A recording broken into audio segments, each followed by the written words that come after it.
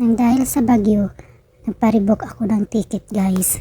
Kasi natatakot ako baka mag-change ang flight ko dahil sagad ang aking flight. Ngayong araw ng flight ko papunta Manila, pagkakinabukasan, flight ko naman pa Brunei. Nadala na kasi ako guys, naranasan kong na-offload. Kaya dahil sa bagyo, laging may low pressure na dumarating, kaya nag-change mind ako. Kaya nag-decide ako na magpa-rebook. Napaaga ang punta ko sa Manila. Nag-stay lang ako sa Manila, sa out of town ng Manila.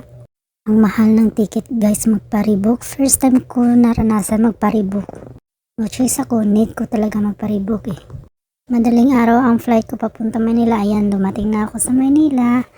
Dumiretso na agad ako papuntang Batangas.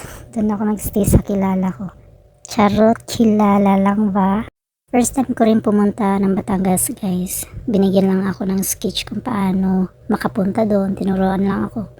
Tapos, doon ako magstay kasi pag sa Maynila ako, hindi ako pwede sa pinsan ko rin ba? Kasi bawal din sa kanila. Lalaki kasi yung pinsan ko na sa Maynila. Bawal magstay sa kanilang staff house. Ay, boarding house. Kaya, nag-decide na lang ako. May kilala naman ako doon sa Batangas. Kaya doon na lang ako. Nakalibre pa ng bahay. Saktong alis ko sa amin, saktong dating din ng bagyo.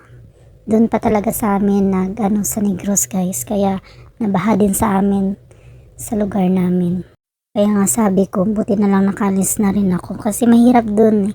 Pag mag-change ang flight ko, wala talaga ako magawa guys. Tapos mamubas na saktong flight ko papuntang Brunei. Sana ako kukuha ng ang mahal kaya ng on the spot na ticket, sobrang mahal. Siguro maabot na yun ng 10k pag ganun siguro. Kasi nung nag-inquire pa lang ako, nasa 9k na eh. Paano pa kaya kung on the spot, on that day na flight mo ngayon, tapos papunta ka na din ng araw na yun ng Brunei. Kaya yun, buti na lang nag-advance ako ng papuntang. Takot na kasi talaga ako ma-offload or maiwan talaga ng flight ko kasi naranasan ko na talaga guys. Saka ang mahal talaga, magastos talaga magpa-rebook or on the spot na bibili ka ng ticket. Parating na pala guys ako sa Batangas, then after a day ginala ako sa Cavite.